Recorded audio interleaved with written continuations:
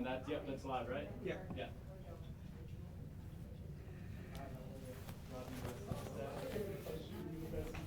Sorry.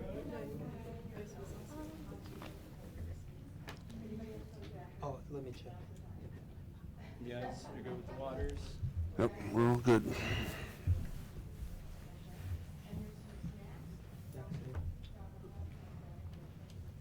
Yeah, that's good.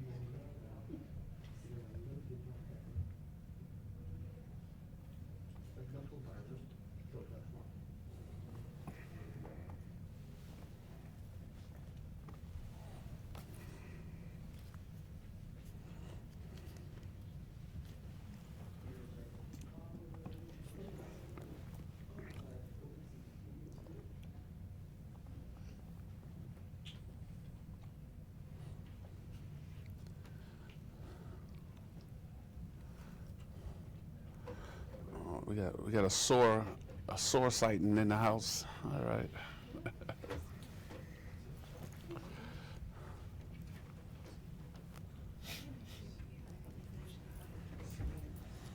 How was basketball season? He works out. I took him out of school, so he works out. 20 hours. So, boys doing. Good to see you. Hey, Nicole, how are you? Good for you. It's a pleasant surprise. So I use Boris's son all the time as an example. So my boys, there are times they Yeah, thanks for doing your review. I figured it was awesome on Brian. I know fitness is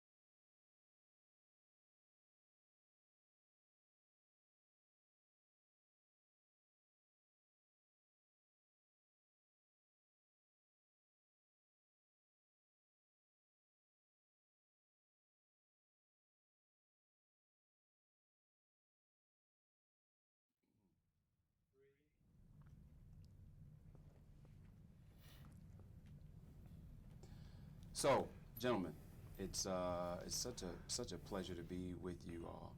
I think the Kojo Family Foundation and I think Sean, just the amazing work that you've been doing with the coalition around Black male achievement for the last decade has just been incredible. And so to come together under this banner to have this conversation is fantastic. And this isn't just an opportunity for us to, we're all friends, right? So, I mean, we have these conversations All the time. not live streamed on a regular basis. And so, but so seldom, I think, are there enough broadcast conversations amongst men. I was with Mav Carter the other day and talking about the shop and how, as brilliant as I think it is, all brothers aren't A-listers sitting in a shop. And so how do we create more moments to have authentic conversations amongst men? And so I'm so thankful that you all allow me the opportunity to sit with the two of you to have this conversation. Thanks for joining us. And I think that what we're doing here today manifests one of CBMA's core mission principles, becoming masters of our own media and being able to tell our own story and creating spaces that we can control the narrative. So really excited to be here with you and Boris. Control the narrative and also create a space where it's a judgment-free zone.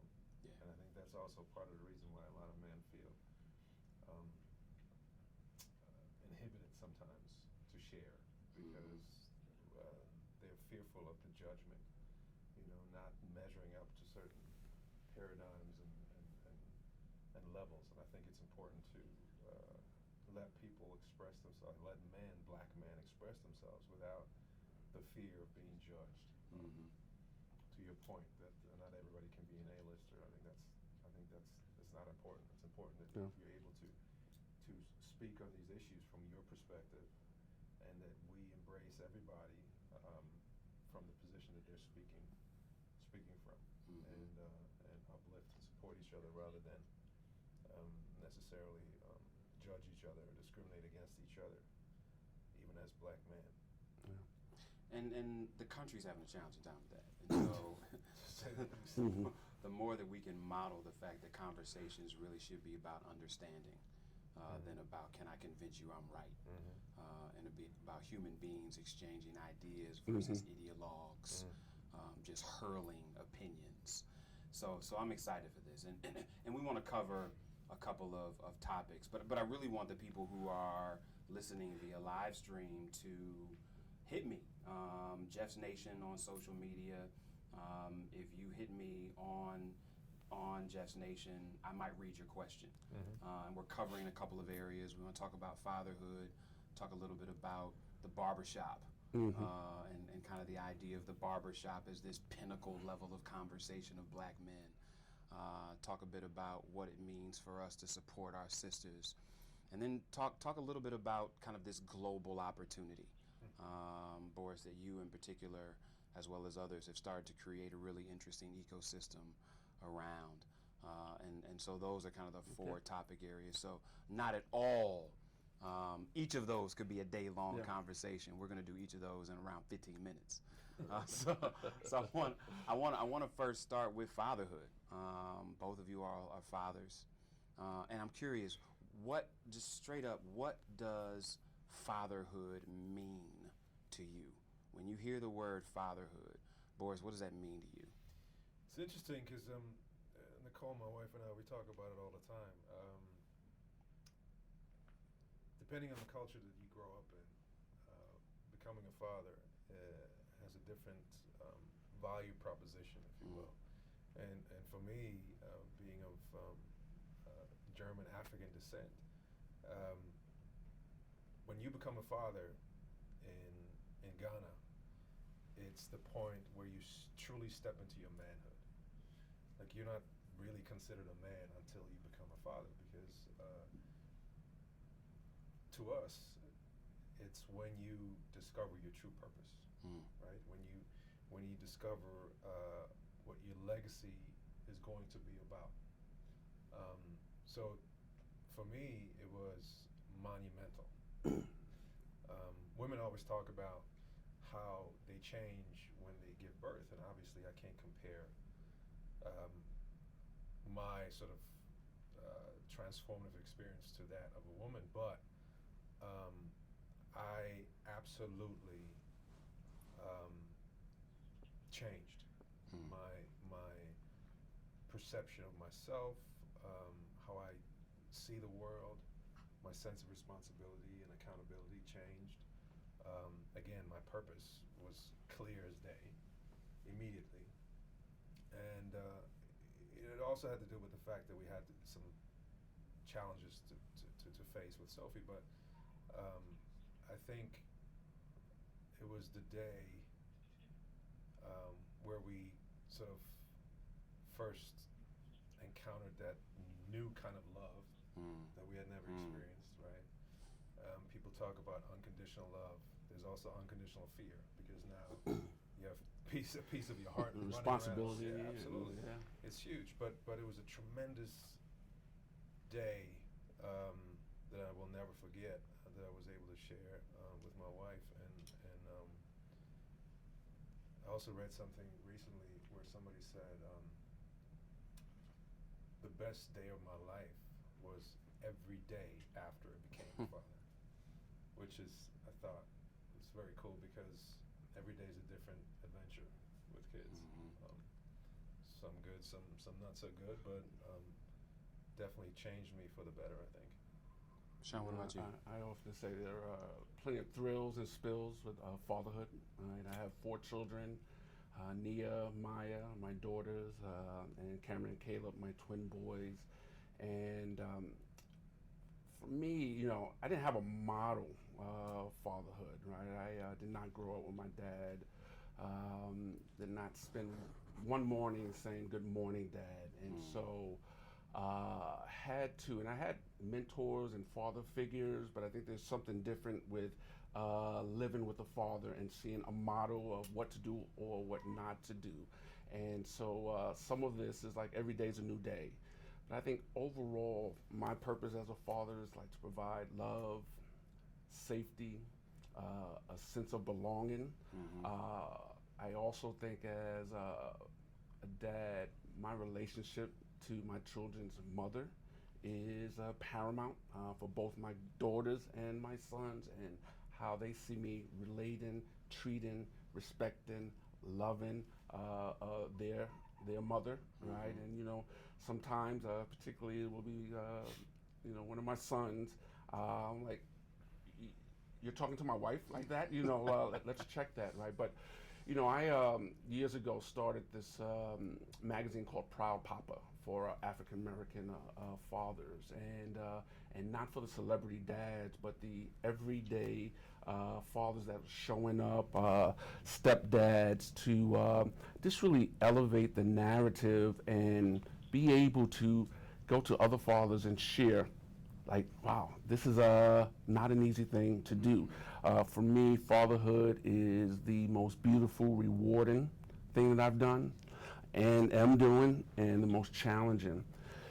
But to Boris's point, I think for me, when my firstborn Nia arrived, this whole sense of like, you know what, it ain't all about you. You know, this is a generational a moment for you, right? And I will say that not growing up with my dad, and I have daughters first, I was like, you know what? I don't know if I want sons. You know, this little daddy girls thing is, I'm with that. And I think God said, oh, you don't want sons? Here's twin boys. Now, you know, deal with that. And so, you know, some days I feel like I'm the daddy of the year. And then there are some days I was like, you know what, you got work to do. But I will say this in closing, the work that I'm doing on myself, you know, at the times when I am, when I'm feeling on purpose, when I'm feeling aligned, when I'm going to therapy and working on Sean, I know that I'm a better dad. I think a couple of things are interesting, right? I mean, one, I'm a father of 5, and I think that I had a conversation with my dad once, who I lost several years ago, And we had an amazing relationship and talked on a regular basis. And I said, Dad, I said, do you and Grandpa talk the way you and I talk? And my grandfather was a mechanic who moved from Columbus, Georgia to Cleveland when the Ford plants opened. And he said, Jeff, I'd go to the garage and I'd sit there and I'd wait for him to ask me to pass him a tool. And that was our conversation. And it wasn't until I heard that story that I realized that my dad was revolutionarily different than my grandfather was. My grandfather did the best he could with what he had. He was there every day. He brought the check home every day. He was taught that this thing called fatherhood was about providing the food on the table. My dad, as a provider, shifted. And so I got some of the most vicious beatings I ever received and some of the most endearing hugs I've ever received from my father. I say all that to kind of create context for how have you been revolutionarily different than your fathers have been for you, present or not? Yeah. I think that's a good question because I grew up without a father. My parents split when I was 4 or 5. And I think going back to what you said about the barbershop earlier, I think it's important to have these kind of conversations as men because we are all doing the best we can as individuals, right? We are dealing or we're using the tools that we've been giving. We have these preconceived notions based on our experiences and the models that we had around us or not. So it's important that we, as men, as black men, we huddle up and we compare notes and we give feedback and we share insight and we support and uplift because we only have what we have in our toolbox. And we can read about it and we can inquire about it, but to have like a think tank, if you will, or like a brainstorming session amongst black men and fatherhood, I think is important so that we can support each other in filling the gaps that we haven't been able to fill ourselves. Which is a relatively new concept, whether black dads or any dads, and talk about masculinity, because I think of 2 separate conversations that I had. One with my father, who eventually married and left that family, and a conversation I had with my father-in-law when he was sharing when he left his family. And what was eerie about it, they used the same term in separate conversations, that they felt the walls closing in on them and they left. And they were of a generation where they didn't have the huddle. So I said, how many times I felt like the walls have been closing in on me? And, what does that mean? What does that mean? Well, pressure, responsibility to be emotionally present, financially present, to live up to those expectations that you are talking about. 'Cause I think that oftentimes the self-judgment, am I living up to this standard? And when I heard those stories from both my dad and my stepdad, I just felt really grateful that I'm in a generation where I can go to another man and say that I'm scared, that I can cry and I say I need help, and that I don't have to keep everything in emotionally, and the only alternative is to leave, right? And so these ability to huddle up and share, I think that particularly for black dads, this new generation, I think there is a whole new level of emotional literacy. One of the brothers in our CBMA network, Jason Wilson, he has a book out, Cry Like a Man, right? And demystifying this whole notion of men showing emotion and reaching out to another dad and asking for help. But to talk about that whole changing the paradigm thing, I mean, Boris, you talk about not growing up with your dad. Sean, you as well. My parents divorced when I was 8, and became best friends after like a 2-year. Weird phase. Yes, that was a great way to describe it without getting too deep. But I never watched them as much as I watched them partner to raise us. I didn't watch them partner to navigate a house. And so, as a dad, with all that you have thought was what a dad is supposed to do, how have you navigated the partnership aspect of parenting? Whether it is a blended family with a former spouse or just with your wife in the house, there is a partnership aspect of parenting that isn't necessarily connected to some antiquated gender role piece, but like, who in the hell are you and your wife in this house? And how do you all work to partner in what my role is in fathering? I think the whole gender role question is interesting because I think the pendulum has swung from one extreme to the other.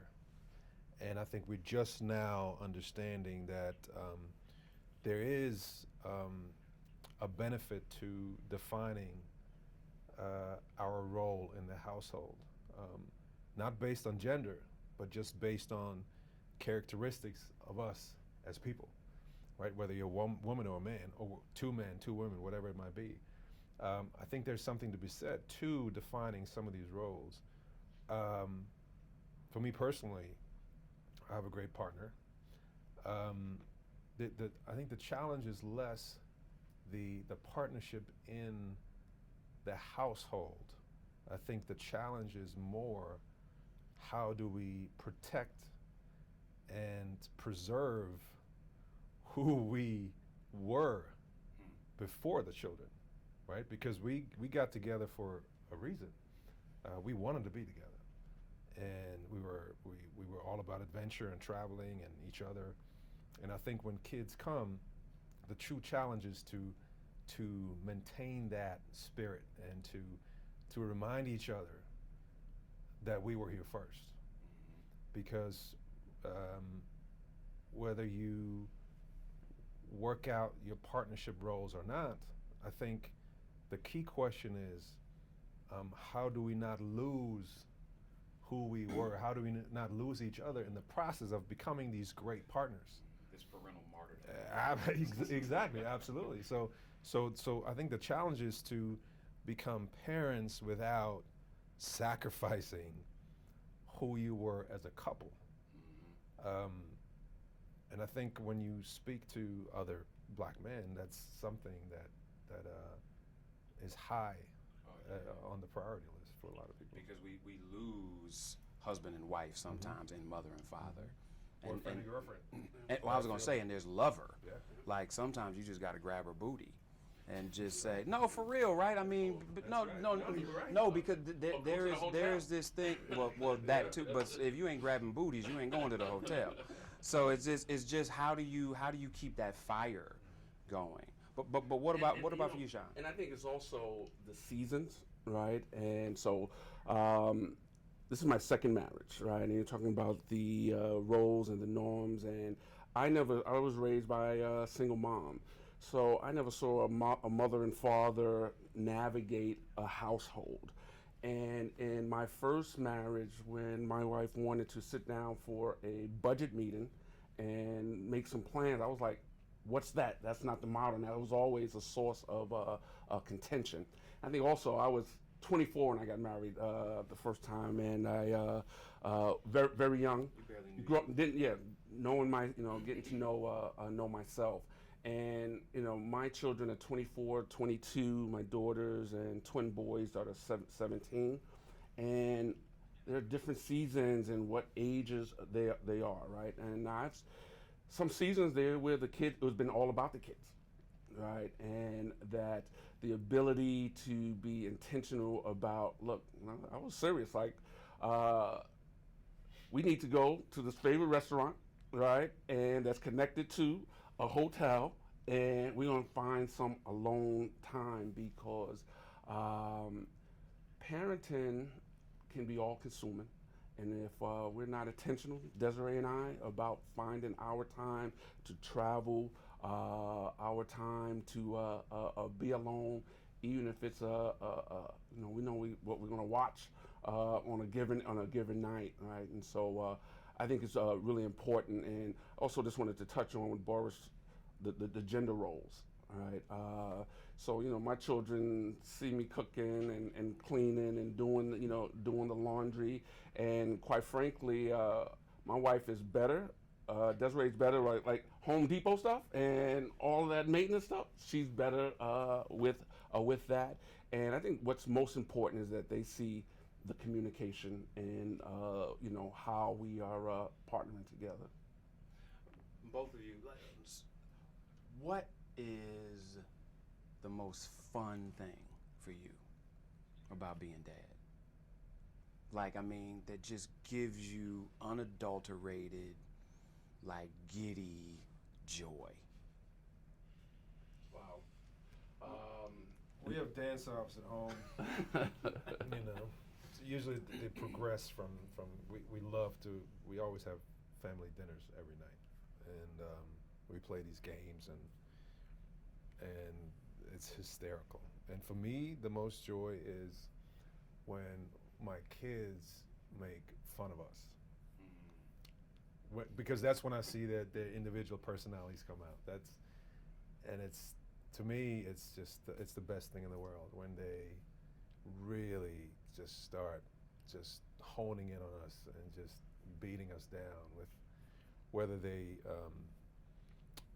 do these what is it called when they act like you, these imitations of my wife, performing, or imitations of me trying to keep the household together, or being stern or whatever. They're 13 and 14. Well, Sophie's almost 15, so they're really sophisticated people. So just to see that and see their personalities and how they think, and then their sense of humor, to me, that's the best thing in the world. Let me shift a little bit. For you, when you think about legacy, and kind of that thing that either you didn't get, or that as all of this traveling in the world that you've done, you feel like that thing when the plane goes up, you're like, I need to make sure this plane doesn't go down because I haven't done this yet. Like, what's that thing that you feel like your kids have to have from you before it's all said and done, for your fatherhood mission to have been right? Wow, that's a good question. If the plane did go down, I do know that I would have left a legacy of love, a legacy of Dad showing his humanity and vulnerability, a legacy of Dad, loving Mommy, right? And so, if the plane went down, tonight, and thank God I'm not going to be on a plane, but Thanks. but I still think that there's more work to be done with legacies, particularly around financially. Right? I think that we are addressing generational financial mindsets in our family. So certainly think that there's work to be done there. And I think most of all, when I think of my relationship with my children, they have seen me serve, be generous, humor. And so I grew up in a generation where, you couldn't make fun of there was none of that, kind of conversation making fun of your parents, but, my sense of humor. And so, and there are lots of stories, and particularly, my son's like, oh God, are we hearing this same story over again? And so, and I would say what's different is just the presence, right, and consistency. I remember my sons were about 4 years old, and it was a stormy night, thunderstorm. And in the middle of the night, Cameron was calling me because of the thunderstorm. And part of me was like, God, why isn't he calling his mother, you know? And got up, went to his room, him and his brother's room, kind of ushered him back to sleep. Went back to sleep, and when I got back in the bed, the thing that hit me was, wow, I wonder what that's like to call your dad in the middle of the night, and he comes and he's there. And I had to resolve in that moment, right? Sean, you may not have had that, right?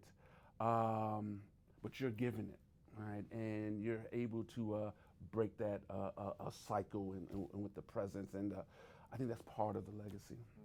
No, it's beautiful, right? I mean, having them say daddy, because they know daddy will come, is just a beautiful thing. And I asked that question intentionally because in the midst of, I mean, you know, this week we're going to see a homegoing service for Kobe.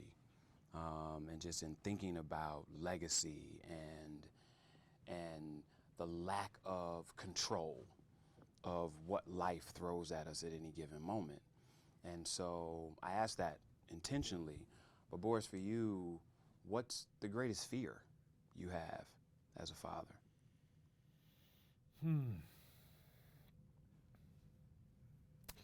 It's interesting because, and I you know, Nicole and I talk about this as well.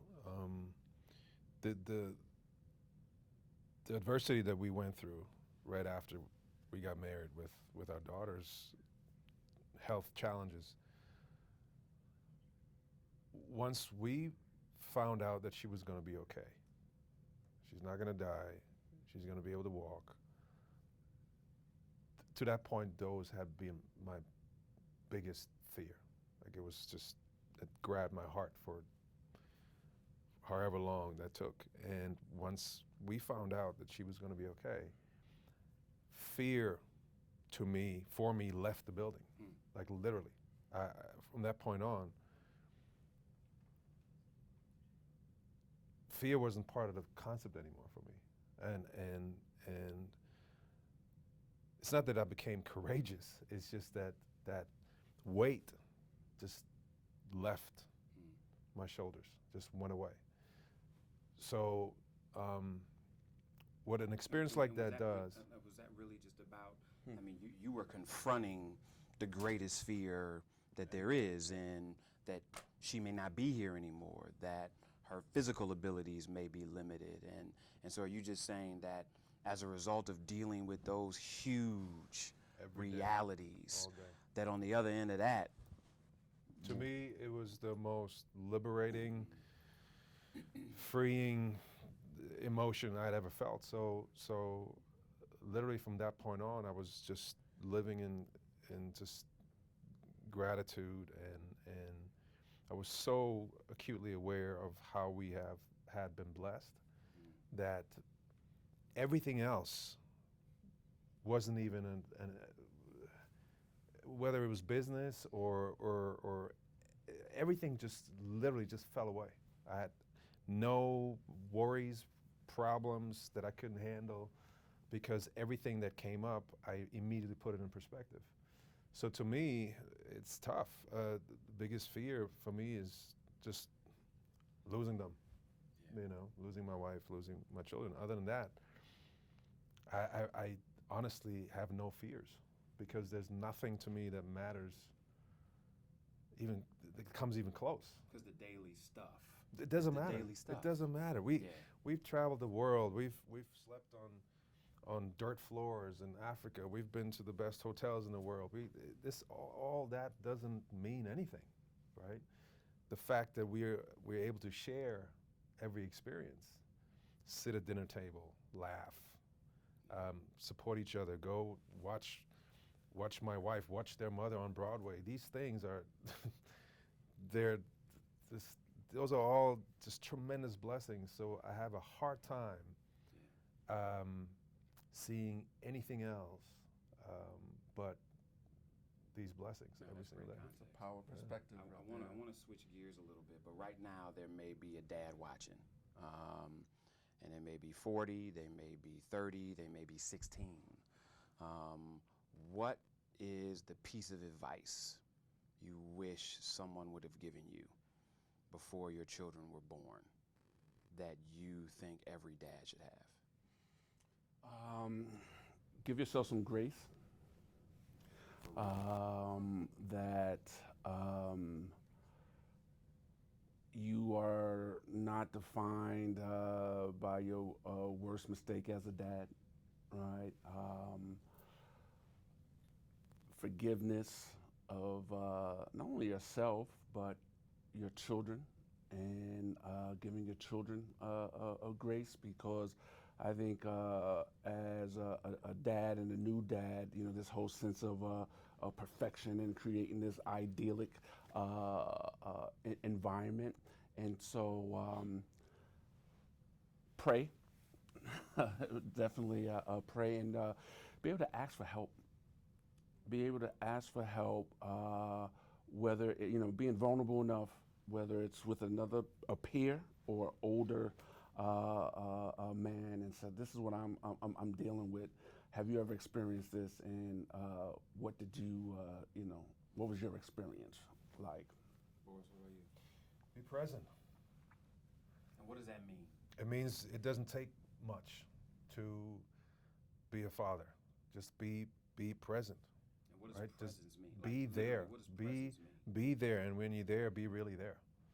Because I know a lot of dudes Yeah, home, because- like they are in the house, they're there every night, but they're still not present. And so I just wanted clarity around Yep. what presence means. Be emotionally available, and be engaging, and listen, and be open-minded. That's what I mean by being present, because I think that a lot of guys, you were saying the walls are closing in, and a lot of people leaving because expectations become too much. The expectations don't come from the children. They don't have any expectation beyond being able to say daddy and you being there. Yeah. Right? So you have to put that in perspective, because the pressure that we put on ourselves has nothing to do with the expectation of our children.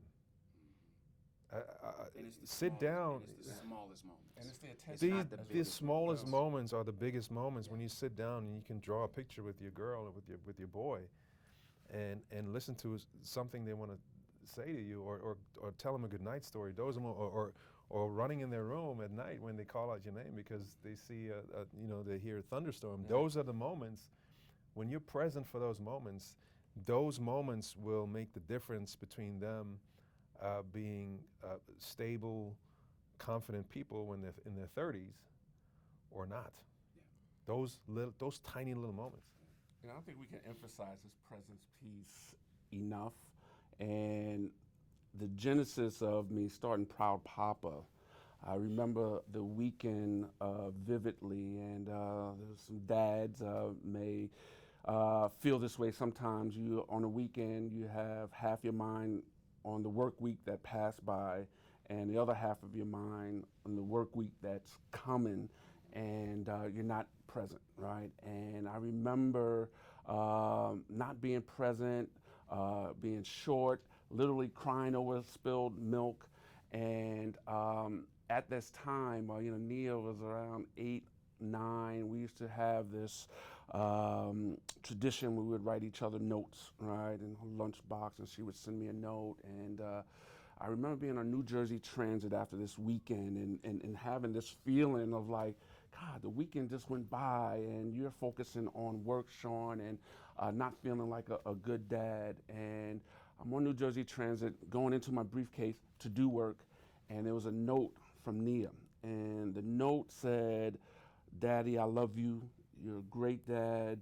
All the kids at school wish that you were their dad. And on that Monday morning in the train, I just started crying. And you're in the same car with same folks all the time, and like Monday morning they were like, this brother need to get a new job, right? And for me, it was at that moment that I said, you know what, Sean, some of this is like there is no blueprint. And some of this you are stumbling through the dark, and how do you get vulnerable enough to ask for help? And when we created Proud Papa, so many other black fathers are like, oh, I can identify with that, but that being present. And the whole Kobe scenario is another example that you can be here today and gone today, and not see your, be alive. And sometimes presence is just 30 seconds of intention, right? Like I was literally running out of the door to catch the train to come here. Yeah. And my wife was doing some cleaning around the house, and she had put the pillow on the floor for the boys to fluff the pillow, my little ones. And Baldwin is like, Daddy, fluff the pillow with me. And I'm literally, the car's been waiting outside. I'm supposed to be gone 5 minutes ago. And I literally was like, I'm all in.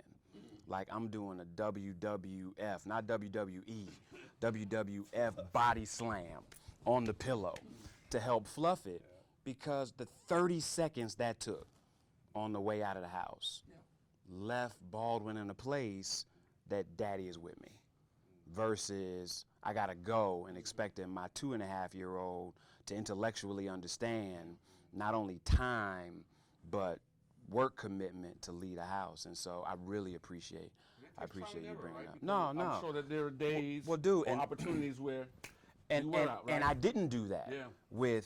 at the same level with my daughter, who's now 20 years old, as I am with my 2-year-old. I didn't have the maturity, I didn't have the patience, I didn't have the wisdom. And so that's why I asked, what's the thing that you wish somebody would have told you early? Because to you all's point, if we can be having conversations with dads so that they can get 30 years of wisdom or 10 years of wisdom before they even start, then a lot of brothers don't have to make the mistakes that some of us made. And so I want to shift gears a little bit. And, both of you talked about this notion of partnership and what it means to raise these children with a woman collectively. But we're in a real interesting place as black men and women. And if I don't see it through social media, if I didn't see it through this whole thing with Gail and Snoop, there are these regular social reminders of the schism that's often existing between black men and women. And I just mean generally. And one of my boys, after this last congressional election, he said, hey, bro, he said, almost all of the freshman congresswomen, almost all of these new mayors are black women. He said, what happened to black men? And I said, well, one, we had our time. And two, the question is, will we support them in their moment better than we did when we had ours? And so I want to talk about that. Like, what does it mean for us as black men to support black women? Not just the ones we're married to, not our mothers and our sisters and our daughters, but as you think about what that means within this current cultural and political context, when I say protect black women, what's the first thing that comes to mind for you, Sean? I think of trust black woman, and I also just think of how long black women have held it down in the black community and have had black men back. And I'm not just talking about my single mom, but the woman throughout history, right? And so I think that it is about empathy, right? I think it is about, it's always been like black woman's time, right? And that it doesn't have to be, and I'm really conscious of like what's happening on social media, because I do think that there is a lot of divide and conquer and sensationalism happening in social media. It requires also listening and being support. But black women have had our back since forever. And why are we not? What does that mean practically, right? Because there's cultural realities that we're dealing with as men.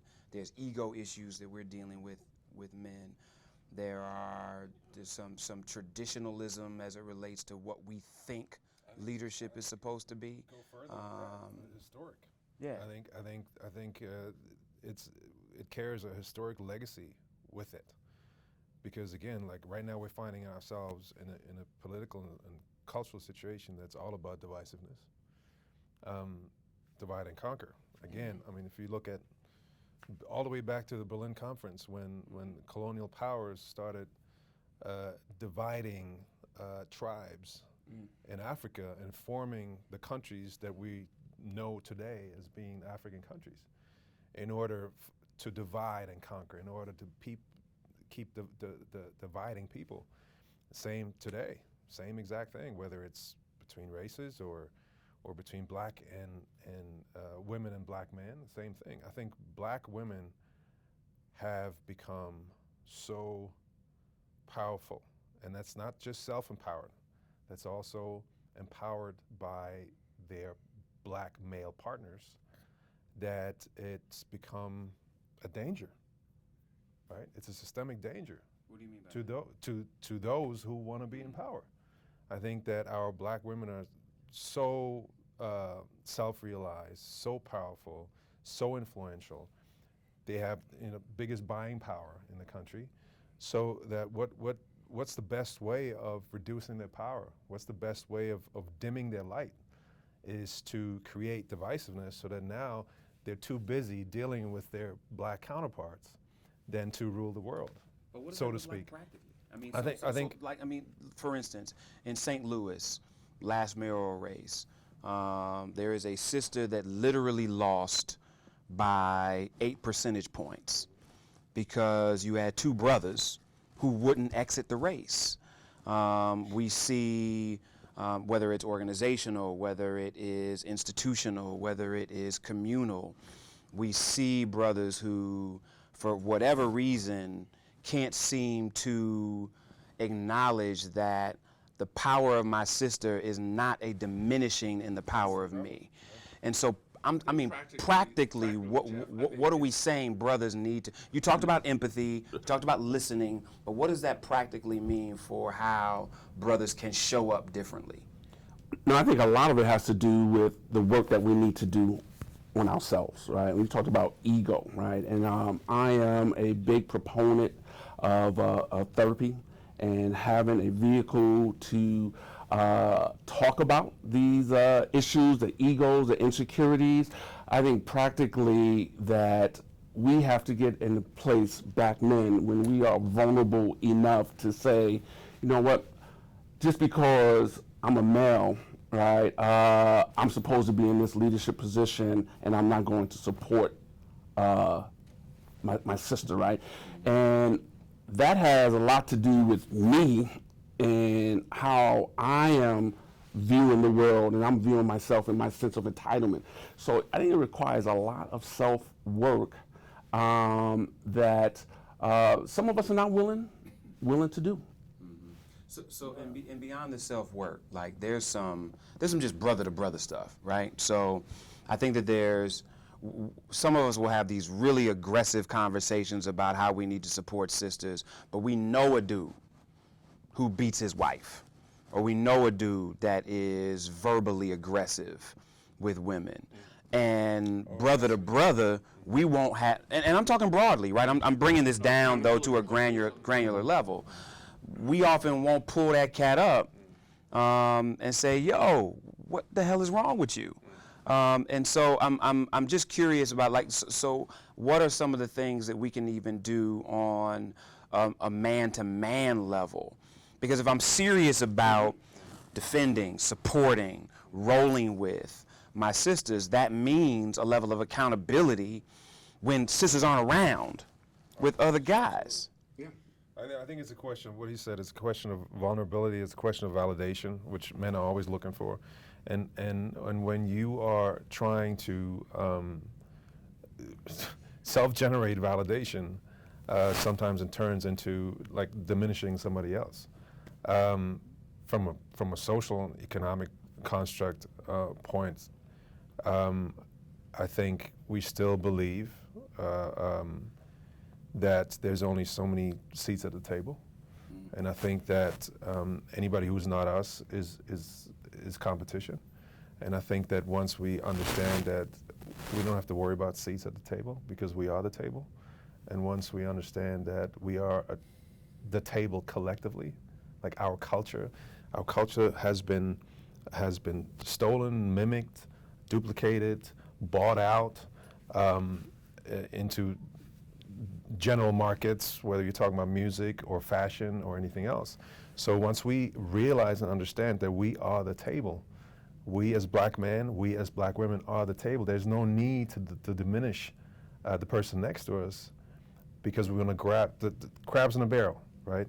There's no need for us to diminish or reduce somebody else, and that we actually gain from uplifting and supporting the other person, because collectively it makes us stronger, and therefore individually it makes us stronger. The president of Ghana, President Nana Akufo-Addo, said in his speech that only if we start to respect Africa as a continent will we start to respect every individual person of African descent. And it's the same with black women and black men. Like in order for me to get the respect that I want and I crave, I have to respect you, and vice versa.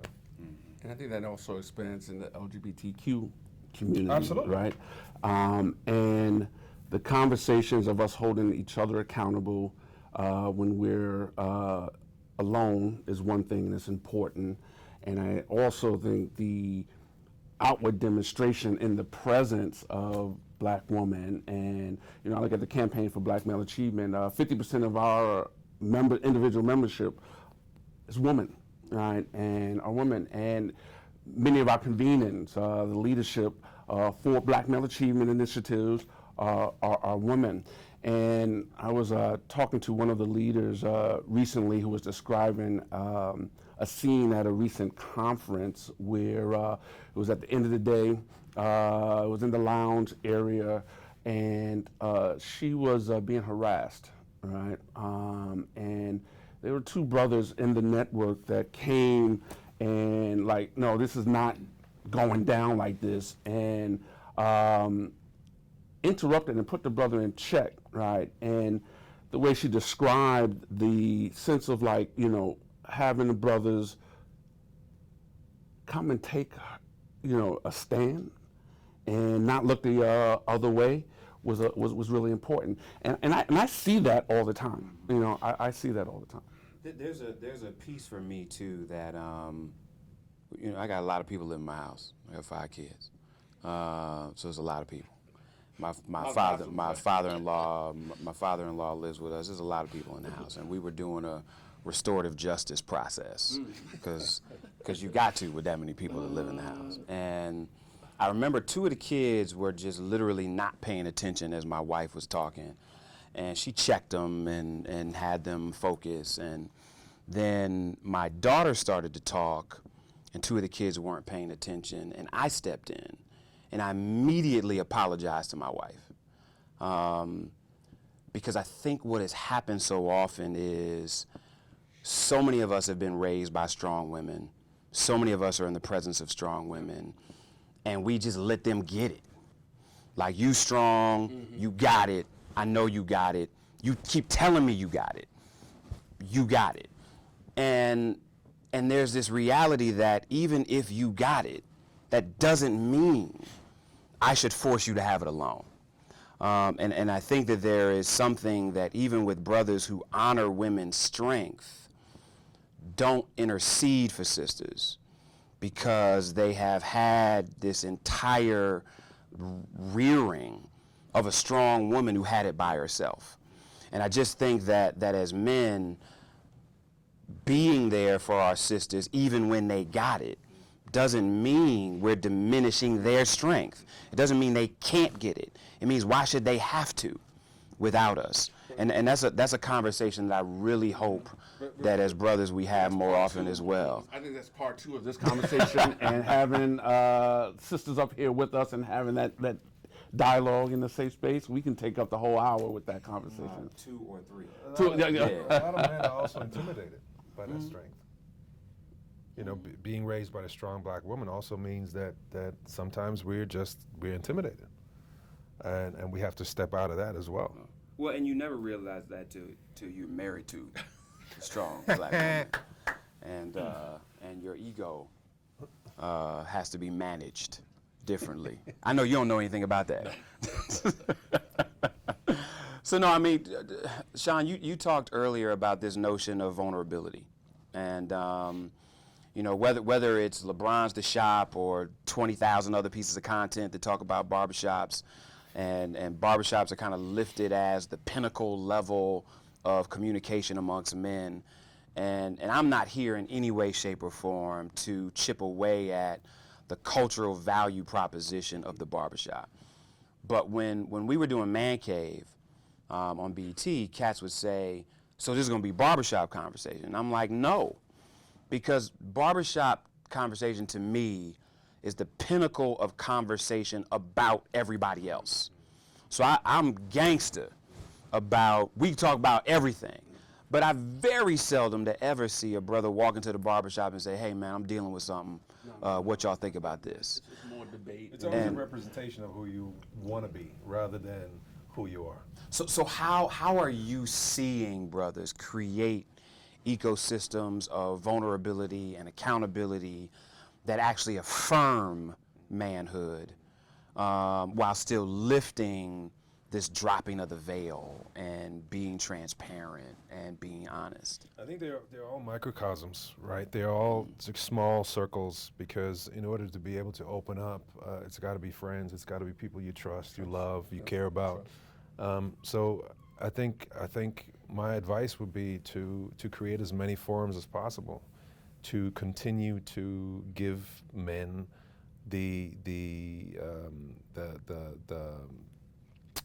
to give them the skill and to give them the confidence and to allow them to be open. And But I think did you always have that?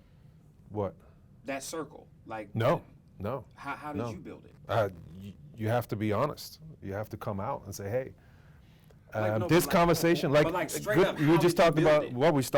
we talked about Dondre, right? We talked about Dondre, a good friend of mine, Dondre Whitfield, who wrote this amazing book, and we were somewhere, and we compared notes, right? And there's a group of us, Chris Spencer and Kevin Hart, and people who we've known for a long time, and we're friends, we love each other, we care about each other, and we have no problem being completely honest with each other. But you can't just walk up to somebody and say, hey, you know, I have a deep-rooted issue that I want to deal with, and maybe you can help me.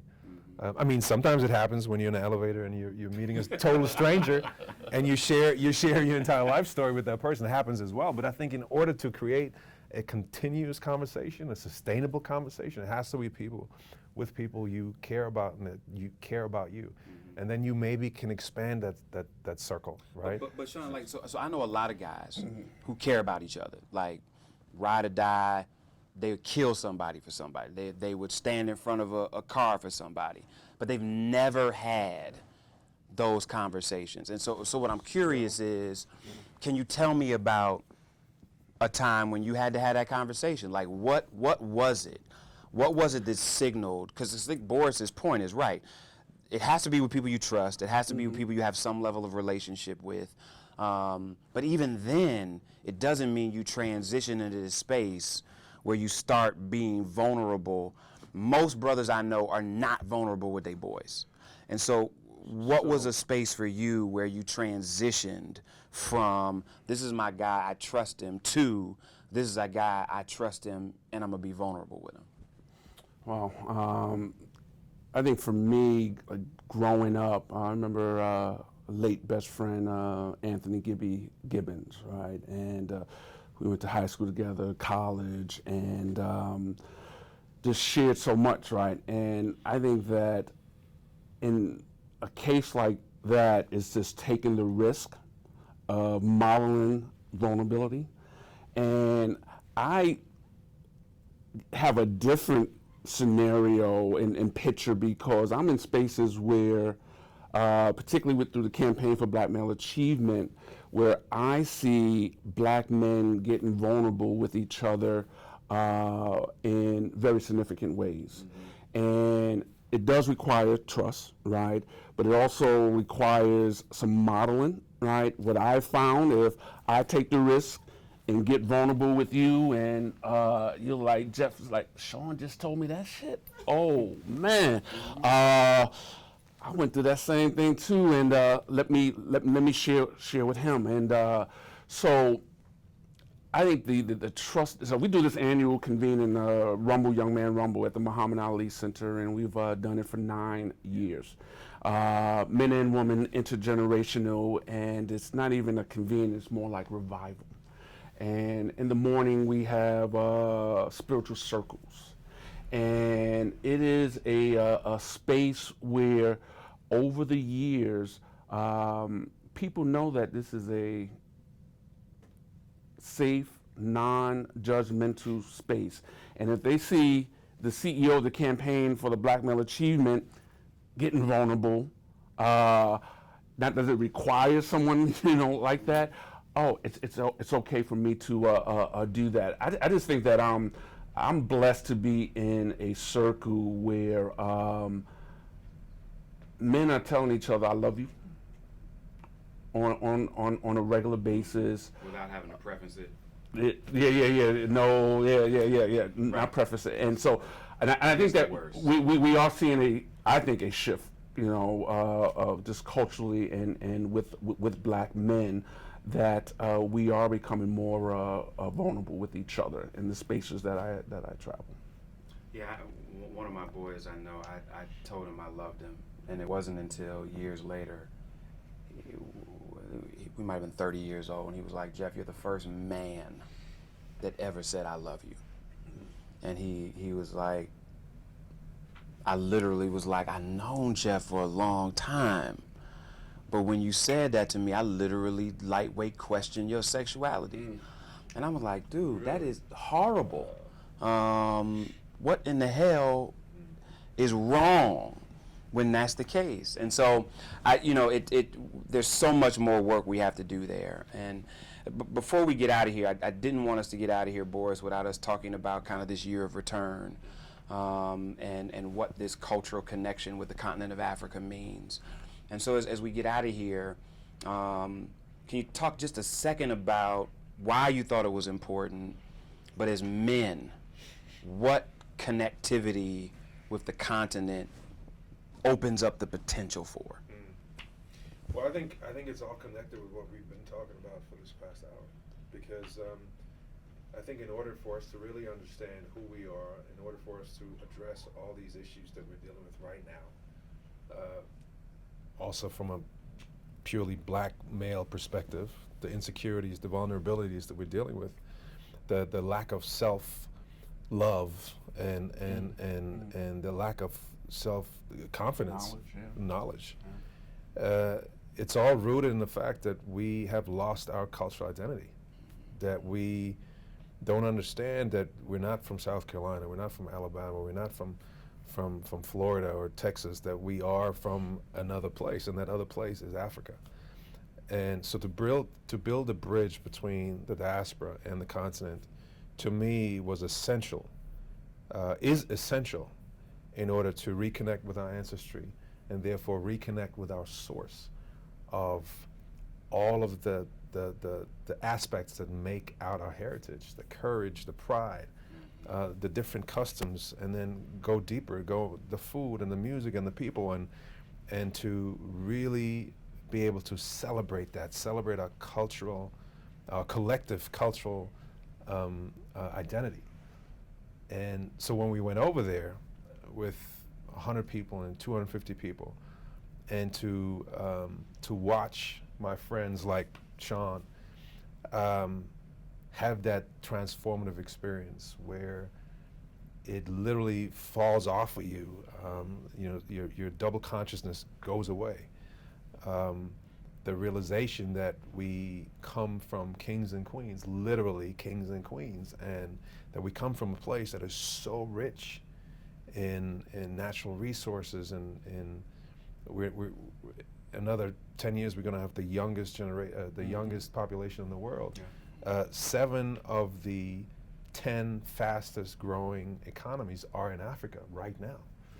So while we're changing the narrative about how people see Africa, while we're celebrating it, while we increased interest and excitement about the continent, what really happened was that individually, every single person that went with us regained a sense of that identity that had been stolen from them, and that's in my opinion, that's the root, and that's the source that will give us the tools to maximize our potential right here. So brothers, we did speed dating, and trying to cover topics that you could have talked about for 2 days. But no, I'm so thankful for the Campaign on Black Male Achievement. So thankful for the Kojo Family Foundation. And as we get out of here, what I would say to the brothers watching is, do 3 things. 1, get with 2 other brothers that you know, and have your own conversation. Talk about 3 things that you've never talked about before, and talk about them in a way that you've been afraid to up until now, and watch the power that comes as a result of it. Brothers, thank you so much for this time. We appreciate it. Thank you.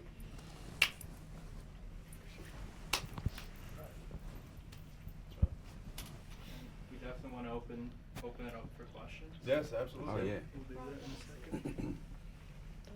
Please, fire away. So we taking questions from the audience right now? Is there anybody online asking? I have a couple of questions from online, but I'd love to take one from in the audience first. Yeah, is there anyone that has a question? I wanted to ask Sean, Dove, Mr. Dove,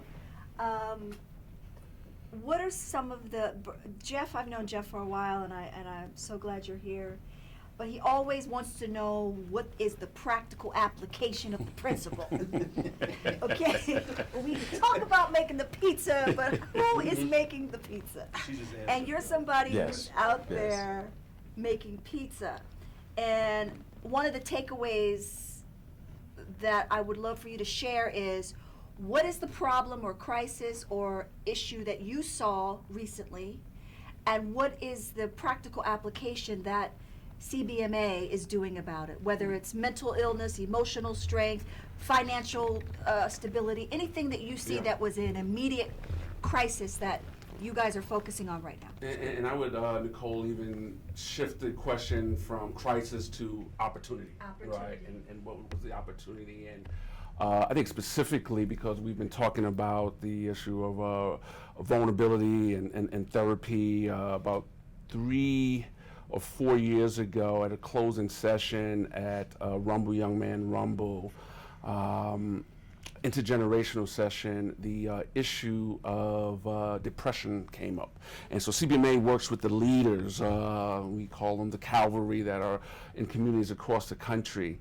And facilitators asked the folks in the room, raise your hand if you've been depressed doing your work. Tons of hands went up, right? And those hands were able to go up because there was a level of trust in the room. That's already progress, just that all day. Then the question was, how many folks thought about suicide? And we were shocked at the number of hands that went up. And we know that some folks that may have thought about it did not. And so, as you know, we work with Dr. Phyllis Hubbard. She's on our team. And we, at the time, we were including BMA health and healing strategies. And this was around wellness, just kind of episodically. And we realized at that moment that we needed to create a strategy, right? Creating mentoring wellness circles. We partnering with CARES mentoring movement, that having mentors coming into schools in Oakland and Sacramento, you got to address your issues as well. And I think over the last 4 years, the campaign, not solely, but we've been really catalytic with demystifying the issue around mental health, therapy. We talk about Black women. I got to lift up Terry Williams, who wrote Black Pain a number of years ago. It only looks like we're not hurting. And I think health, physical, mental, emotional, and wealth, health and wealth, and we have Dr. Jolly here that is leading our Black Male Equity Initiative with the campaign. I think those two things are the opportunities. And I'll just close with, Jeff talked about the campaign being around for a decade. We're going on 12 years, and we've leveraged close to $250 million in philanthropic dollars. And on one hand, it's like rah, rah, rah, right? But in looking in retrospect, and having this ownership mindset, right, moving forward, and how do we build a wealth building equity mindset, right? I look now like, wow, how much stuff do we own with the resources? A lot of programmatic policy advocacy, but the shifting around the wealth building is the other thing. So the wealth and the health. That's great. And if people wanted to reach out or inquire? Sure. They can reach out at our website, blackmaleachievement.org. I will even give out my personal email address to the, probably will regret it, but sdove at blackmaleachievement.org. And, it's a cliche. We need folks' time, talent, and treasure in this work, right? I often say that this movement is the paradox of promise and peril. We have accomplished so much, and this is not just the last 12 years, this is, a 400-year journey. And there's promise, but there's also a lot of peril out there. And CBMA's focus is like, how do we build on the promise and the assets and the aspirations, and and we also, it takes money. We need resources.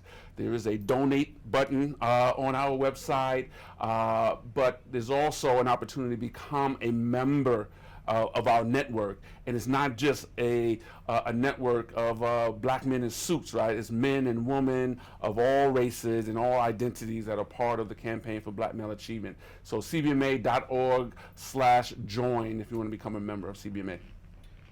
Nicole, there's two things around what Sean talked about. There's an organization, a company called EduCore, that was created by a brother who was running wealth management, decided to create a nonprofit piece to engage both pro sports and college without selling anything. So it's hardcore financial literacy for athletes who are probably going to be high net worth without trying to pitch them. There's another company called Henry Health that is a app that's about teletherapy, and they're literally just about black men and mental wellness. And so as you talked about two things we own, those things are owned by brothers. And yeah, just we're running pretty close in time, Yeah. but do we have any other questions? Yes, please go ahead. Yeah, I'll be brief. And Boris, you opened up with about the importance of creating these safe spaces for black men to have these very vulnerable and transparent conversations. And I know it was something that we didn't get to touch on, but if we could, I come from, education and working in schools and running mentoring programs for boys. And one of the common threads and challenges that I used to face is that I would create these safe spaces for these boys, but there was the boys who were the other, i.e. LGBTQ identifying young men of color, who often did not feel welcome in these spaces. And it's oftentimes, when you put the black male, it's often those brothers who are often get left out, whether it be intentionally or unintentionally. And so I'm just wondering, based on, and this is for the panel, obviously the group, but how can we, as men who identify straight, cisgender, part of this heteronormative, society that we live in, how can we be more intentional of creating more inclusive and diverse spaces, so it's not just us in the room, but more of a mixed group? Yeah, it's kind of ironic, if you will, because we've been subjected to so much discrimination and racism that it's even more disheartening to see us marginalize members of that community. So I think my thought is that we can't just preach empathy, we have to practice it. And we have to start with ourselves, individually. We have to take the responsibility, we have to be accountable for our action, and we have to call out others who do not do the same thing, to make everybody feel comfortable to have these kind of this kind of dialogue. Unfortunately, especially in the black church, we're dealing with a lot of discrimination of that sort that has to be addressed. And I always talk about it. I'm somebody who has a tremendous platform, and I try to use it for purposes like that. And I always try to push my counterparts and to make sure they use their platforms in a way that allows others to speak out and feel comfortable and feel embraced and feel included. Inclusiveness and representation. Those are two things that are tremendously important in order for us to be able to realize our potential. And nobody should feel like they're standing outside looking in. We did it, and Sean can tell you there was something called Black Legacy Prayer, Manhood Legacy Prayer.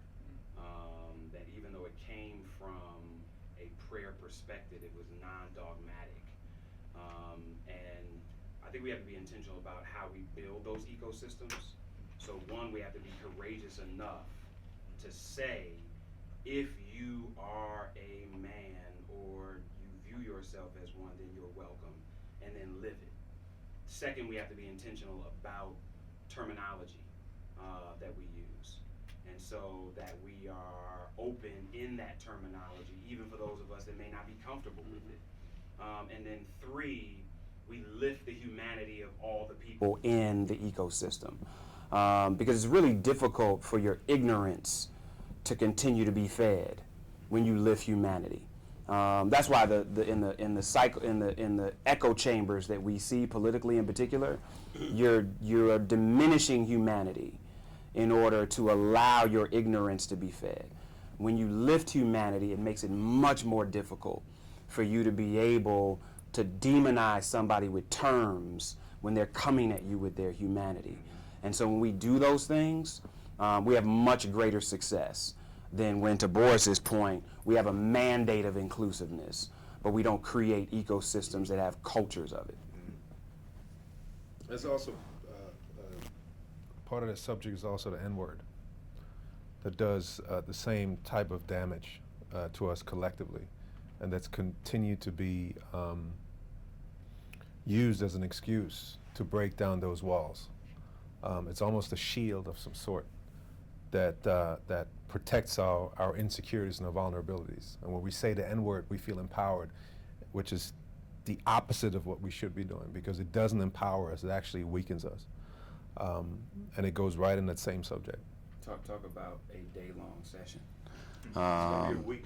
We're gonna have a week-long session. So we're incredibly thankful for those of you that have watched online. We're thankful, obviously, for those of you that are in the room, and even more thankful for those that allowed this to happen. Please support the Campaign for Black Male Achievement, as well as the Kojo Family Foundation, and just those people you see outside your window that you know are doing real work.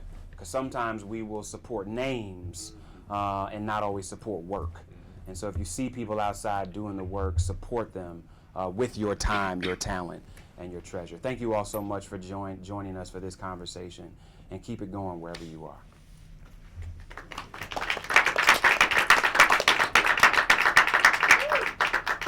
There's so many questions. You definitely needed another 3 weeks. Where On the live video, people are just reaching out. They're speaking up. Oh, really? On the YouTube? Yeah. And we're